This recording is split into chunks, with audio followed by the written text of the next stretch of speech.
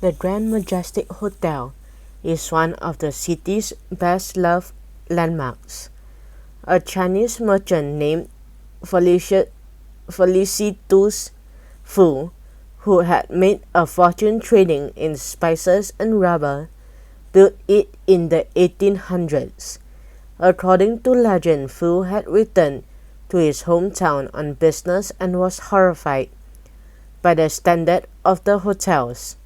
He immediately built the Grand Majestic, an elegant hotel covering one city block.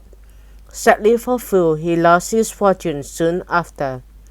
His hotel fell into disrepair. The Grand Majestic soon became known as a grand mistake.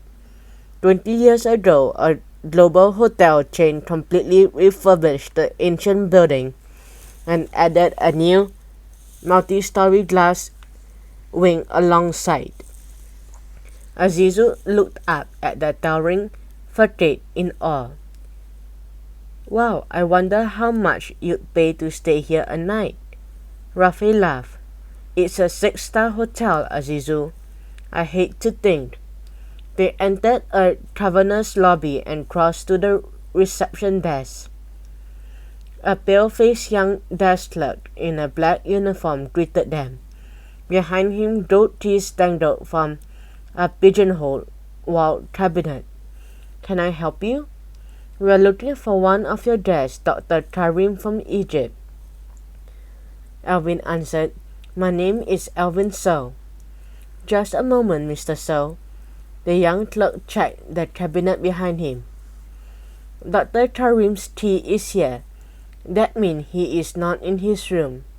Suddenly he darted his gaze to the far corner of the lobby. Oh, you're in luck. There he is, over there.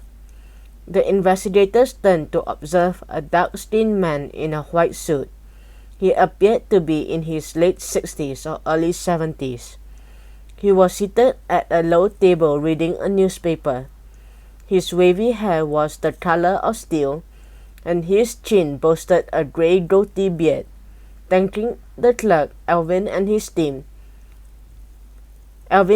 team to where Dr. Karim was studying his paper. Dr. Karim looked up at their approach and scowled. Alvin greeted him and held out his card. Dr. Karim, I am Alvin So. Could my investigators and I have a moment of your time, please? Irritated by this intrusion, Dr. Karim scowled deeper. Aren't you a little young to be detectives? He rasped. Azizu replied. Alvin is famous. He solves murders. Dr. Karim straightened up in his chair, set down the newspaper and regarded them with a mixture of curiosity and caution. Ah, Professor Hua's tragic death, he mused. Is that what you want to talk to me about? Alvin detected a dangerous undertone in the doctor's voice. He decided to ply his questions respectfully. Yes, sir, he replied. We have just come from the university. Miss Ang told us where you were staying. Is that so? It was a statement more than a question.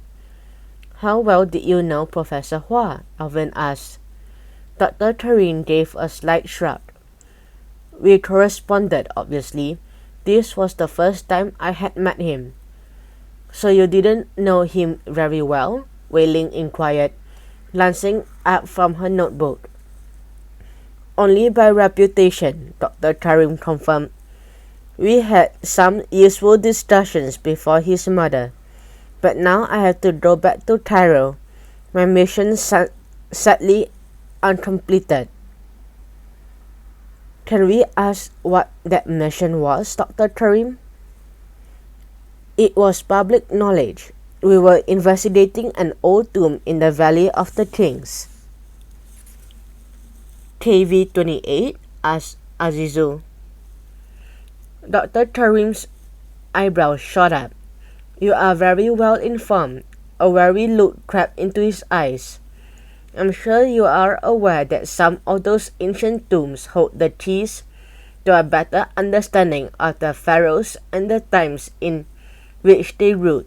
Even to this day, there are mysteries which remain unexplained. Alvin explained. Professor Hua's assistant told us about your research.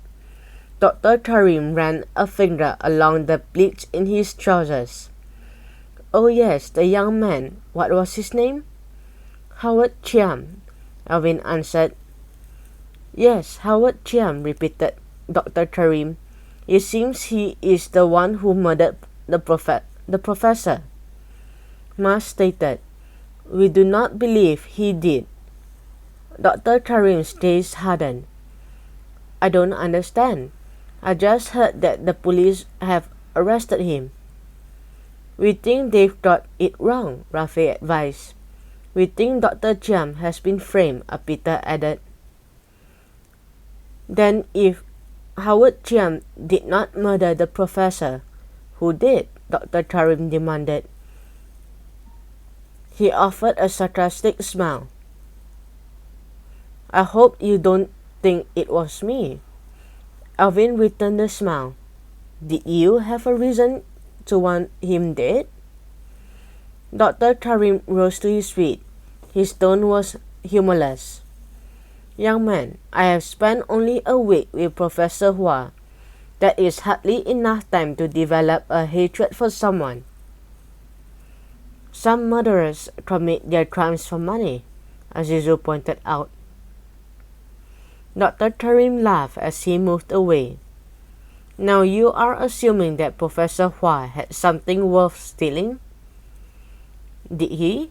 Azizu retorted, irritated by Dr. Karim's word. I wouldn't know, the Egyptian dismissed the question. He glanced at his gold Rolex wristwatch.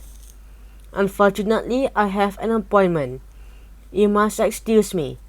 His gaze swung to a familiar figure approaching across the lobby. His face creased in a smug smile. Ah, perhaps the police can answer your questions. For a moment, Alvin was speechless. Sergeant Su quickened his pace, glaring at the investigators. Wailing elbowed Alvin angrily. Told you, she whispered. Dr. Karim stepped forward to meet Sergeant Su. Sergeant, how nice to meet you. Your investigators here are quite convinced that I poisoned Professor Hua. He nodded briskly and departed towards the reception desk. Before Alvin could explain, Sergeant Su exploded. Alvin, is that true? Azizu stepped forward. Nothing like it, Sergeant, but I wouldn't trust Dr. Karim as far as I could throw him. Seeing the sergeant's anger rise, Mas jumped in. Sergeant, we just happened to meet him and got talking, that's all. Sergeant Su glowered. Didn't I tell you not to interfere in this investigation? And what's more, you have no right to accuse a famous visitor from overseas of murder. It's outrageous. It's totally out of order. It was all a misunderstanding, Alvin apologized. I think Dr. Karim resented our questions. He seemed to be very defensive. He's got something to hide, that's why, Azizu blurted out.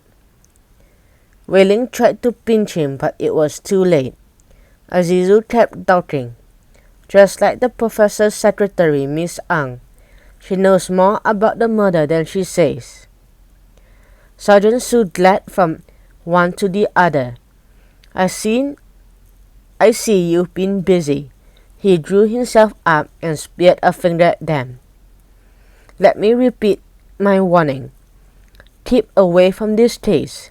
It's off limits to you. If I have to tell you that again, There will be consequences.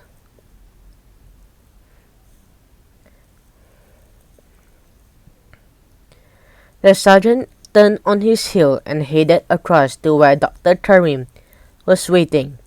Azizu let out a long relief sigh and glanced sheepishly at Alvin and the others. "I'm sorry," he began. "It's just that I don't trust Dr. Karim.